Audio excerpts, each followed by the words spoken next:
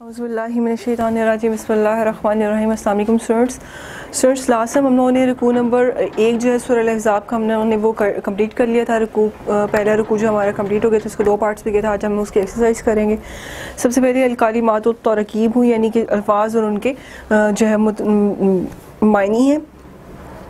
सबसे 10 जो है ये अल्फाज है और उनके 10 अल्फाज के जो मायनी भी साथ में दिए हुए हैं। जौफिन ये हमने पढ़ा भी था, जो पिछले जो इसमें था आयात में जिस तरह से लिखा हुआ है वो जोफी ही लिखा हुआ है, ठीक है जी। ये आयत नंबर 4 में, हाँ जी आयत नंबर 4 में है ना, मा जअल्लाहु लिरजुलिन मिन कल्बैनि फी जौफिही। तो यहाँ पर जो है इसका मानी होता है धड़, पहलू, पसलियों का निचला हिस्सा, ठीक है। दिल का जगह इसको भी कह सकते हैं धड़ या पहलू, पहलू का निचला हिस्सा भी कह सकते हैं, ठीक है। पसलियों का निचला हिस्सा भी कह सकते हैं।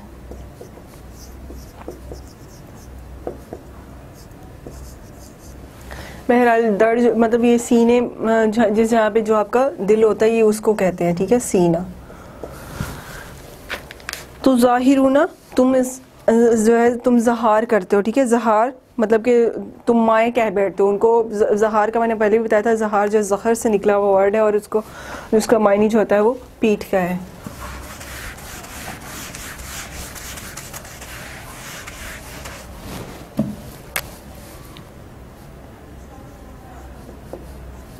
सहर करते हो या उनको यानी अपनी जो है बीवियों को जो है वो माए कह बैठते हो।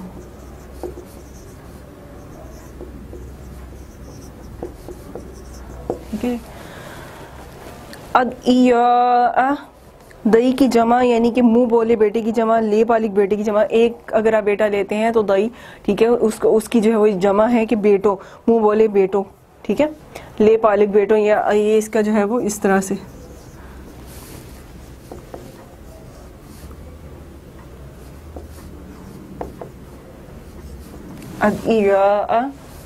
ठीक है, इसकी ये जो है वो दई की जमा है, यानी एक बेटे की जमा है।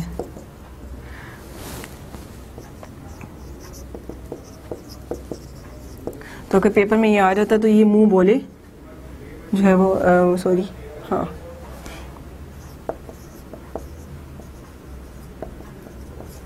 ठीक है।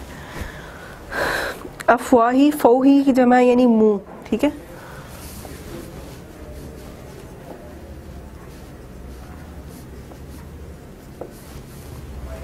और इसकी जो है ये ज्यादा की जमा में आ जाता है इसको।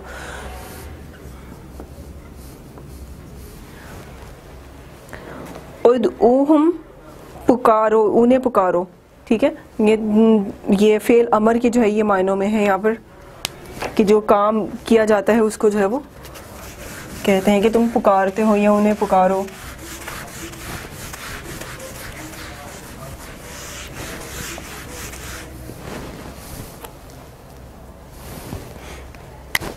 उदऊहुम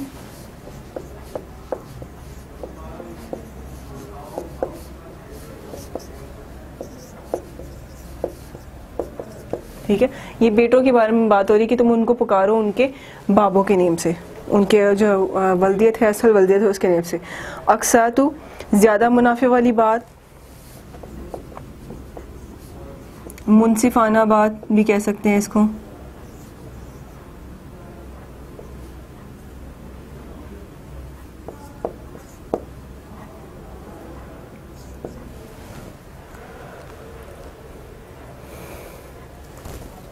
सॉरी,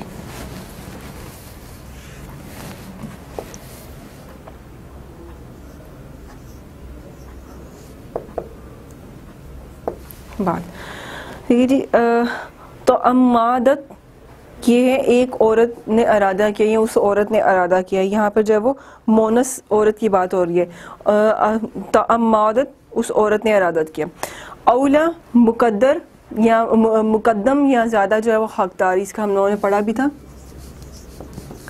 اولا زیادہ حقدار، یعنی نبی کریم صلی اللہ علیہ وسلم.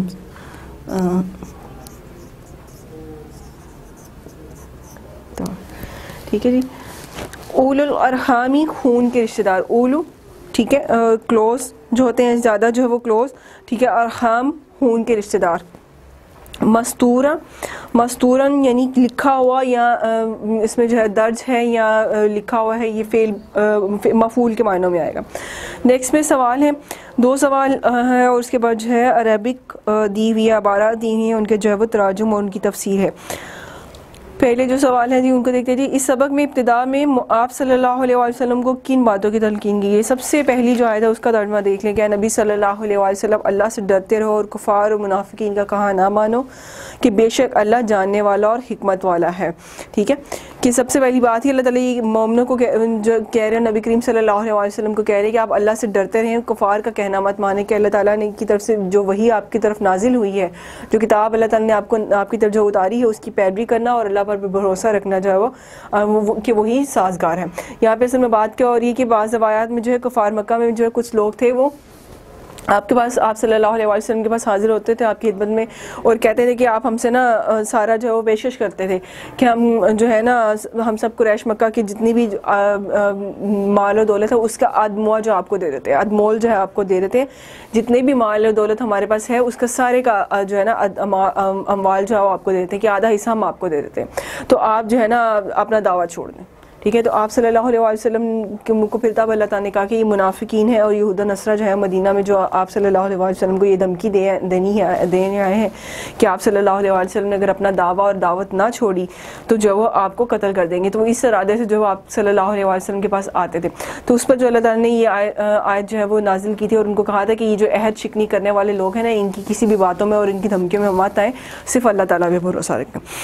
نیکسٹ سوال ہے کہ جی اس سبق میں ان آیات میں منہ بولے بیٹوں کے بارے میں کیا ہدایت فرمائی ہے؟ کہ منہ بولے جو بیٹے ہیں وہ تمہارے حقیقی بیٹے نہیں ہیں، ان کو ان کے حقیقی بابوں کے نام سے پکارو، ان کو ان کے اصل بابوں کے نام سے پکارو.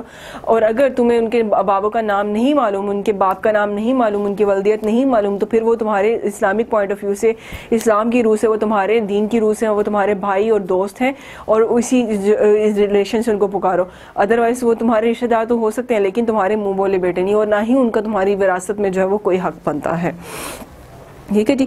اور یہ جو اس کی ولدیت میں بھی جو اس کے منہ بولے باپ کے نام سے جو مشہور ہو جاتی تھی اس میں، یہ اصل میں جو ہے اس وقت کی جو ہے غلط رسومات تھیں. ٹھیک ہے. اور شریعت نے ان جو ہے رسومات کو جو ہے وہ ختم کیا تھا کہ اس طرح کے جو ہے معاملات میں جو ہے وہ اس طرح کی فضول رسومات نہیں ہو سکتی ہیں. آگے تراجم ہے اور پھر ان کی جو مفہوم عبارت کا لکھا ہوئی کہ عبارت کا مفہوم تو پہلے ترجمہ لکھ کر تو پھر ان کا مفہوم بیان کیا جائے گا. پہلی آیت ہے جی النبی اولی بالمؤمنین من انفسہم وازواجہ امہاتہم، کہ نبی صلی اللہ علیہ وسلم مومنوں پر ان کی جان سے بھی زیادہ حق رکھتے ہیں اور آپ صلی اللہ علیہ وسلم کی بیویاں جو ہیں وہ مومنوں کی مائیں کہلاتی ہیں. ٹھیک ہے. اس میں جو ہے وہ لاسٹ اس کے بھی بڑا بریفلی جو ہے وہ بیان کہتے ہیں کہ آپ صلی اللہ علیہ وسلم سے بڑھ کر آپ اپنے باپ اور بیٹوں اور خونی رشتوں کو جو اہمیت نہیں دے سکتے، کہ جو آپ کے نبی صلی اللہ علیہ وسلم یعنی کہ جو ہمارے نبی صلی اللہ علیہ وسلم نے ہمارے لیے کیا وہ کوئی نہیں کر سکتا. تو ان کا جو ریلیشن ہے وہ ایک انسان کے ساتھ جو افضل ترین ریلیشن ہے کہ ان کے اوپر کسی کو بھی فوقیت نہیں دی جا سکتی. اور پھر اللہ تعالیٰ یہ بھی کہتا ہے کہ جس نے میرے نبی کی اطاعت کی، میرے نبی سے محبت کی، تو اس نے اللہ تعالیٰ سے محبت کی. تو اگر آپ اپنے نبی صلی اللہ علیہ وسلم سے اس حد تک محبت کریں گے تو اللہ تعالیٰ بھی جو ہے وہ اپنے بندے کو جو ہے وہ عزیز ترین رکھتا ہے. اور پھر یہ بھی فرمایا کہ صرف نبی صلی اللہ علیہ وسلم ہی نہیں بلکہ ان کی بیویاں جو کہ تم مومنوں کی مائیں ہیں، اور ان کو اللہ تعالیٰ جو ہے وہ تمہاری جو ہے امہات المومنین مومنوں کی مائیں قرار دیتا ہے کہ ان کی بھی عزت و ترکیم تم پر جو ہے وہ فرض ہے. اور اسی طرح سے فرض ہے جیسے تم اپنی ماں سے کرتے ہو، بلکہ اتنی محبت اور عزت فرض ہے کہ اس سے بھی جتنا تم اپنی ماں باپ سے کرتے ہو ان سے بھی بڑھ کر. پھر فرمایا جی دوسری آیت جو ہے جی اس میں کیا بات ہو رہی ہے کہ جی ما جعل اللہ لرجل من قلبین فی جوفی. ترجمہ دیکھتے جی کہ اللہ تعالیٰ نے کسی آدمی کے پہلو میں دو دل نہیں بنائے. زمانہ جہالت میں عربوں میں کچھ رسومات تھی, کچھ جو ہے باطل خیالات رائج تھے, جن میں سے ایک بات یہ بھی تھی کہ جو شخص زیادہ ذہین ہوتا تھا, زیادہ نیک ہوتا تھا, زیادہ جو فتین ہوتا تھا, زیادہ جو وہ چلاک ہوتا تھا, اس کو کہا جاتا تھا کہ اس کے سینے میں دو دل ہیں, اس کے پہلو میں دو دل ہیں. اس کے بارے میں یہ بات کہتے تھے, جو کہ بالکل غلط خیال تھا. قرآن کریم نے اس کی تردید کی ہے کہ کسی بھی شخص کے سینے میں دو دل نہیں, بلکہ سب کو ایک ہی دل عطا کیا گیا. یہ اس کے خیالات اور اس کی حرکات اور اس کی سوچ ہے, ٹھیک ہے, اس کی ڈبل فیسنگ ہے, اس کے اعمال ہیں کہ جو اندر سے کچھ ہو اور باہر سے کچھ ہو, ٹھیک ہے. اگر وہ ذہین ہے تو یہ اس کی ذہانت پہ ڈیپینڈ کرتا ہے, اور اگر وہ جو ہے وہ نیک ہے تو یہ اس کی کردار پہ ڈیپینڈ کرتا ہے. نیکسٹ آیت ہے جی, وما جعل ازواجکم الا تظاہرون منہن امہاتکم وما جعل ازواجکم الا تظاہرون منہن امہاتکم, اور تمہاری ان عورتوں کو جنہیں تم مائیں کہہ بیٹھتے ہو تمہاری مائیں نہیں ہیں, ٹھیک ہے. زمانہ جہالیت کی رسومات میں جو ہے وہ یہ ایک رسم بنائی ہوئی تھی کہ اگر کسی نے اپنی ماں سے مشابہ دے دی, کہہ دیا کہ تمہاری پیٹ جو ہے میری ماں جیسی, اپنی بیوی کو جو اس طرح کی جو ہے وہ بات کہہ دی, یا اپنی عورت کو جو ہے یا اپنی گھر والی کو جو ہے اس طرح کی بات کہہ دی, تو وہ وہیں پر جو فتویٰ لگ جاتا تھا کہ بس یہ اس سے جو ہے وہ اب اس کے نکاح میں نہیں رہی ہے, اس کے نکاح سے نکل گئی ہے, اس کی طلاق ہو گئی ہے, اور یہ دونوں اب علیحدہ رہ جائیں گے, یہ جو ہے اس کی ماں ہو گئی ہے. تو اللہ تعالیٰ نے جو اس بات کی جو ہے وہ سختی سے تردید کی تھی کہ نعوذ باللہ ایسا کچھ نہیں ہے, کہ ماں کا جو ریلیشن ہے وہ بیوی کا ریلیشن اور ہے, ماں کا ریلیشن اور ہے. بیوی کا اپنا تقدس ہے, ماں کا اپنا تقدس ہے, ان دونوں ریلیشنز کو ملایا نہیں جا سکتا.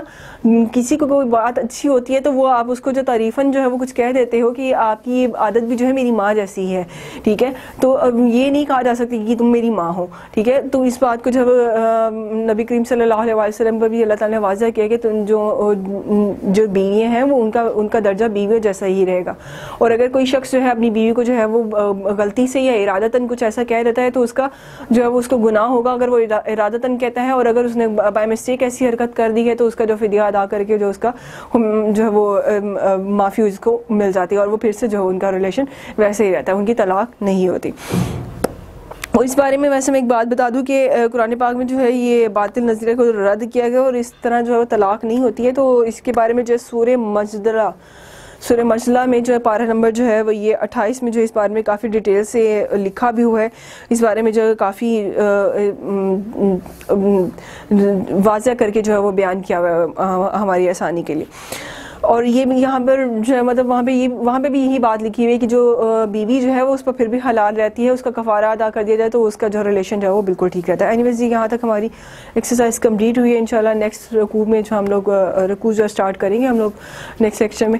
یہاں تک اگر کوئی بھی سوال ہو آپ کے مائنڈ میں, کوئی بھی بات اگر آپ نے پوچھنی ہو, کچھ بھی جو مشکل لگا ہو یا سمجھ نہ آئی ہو تو آپ پھر سے پوچھ سکتے ہیں. تھینک یو سو مچ. اللہ حافظ.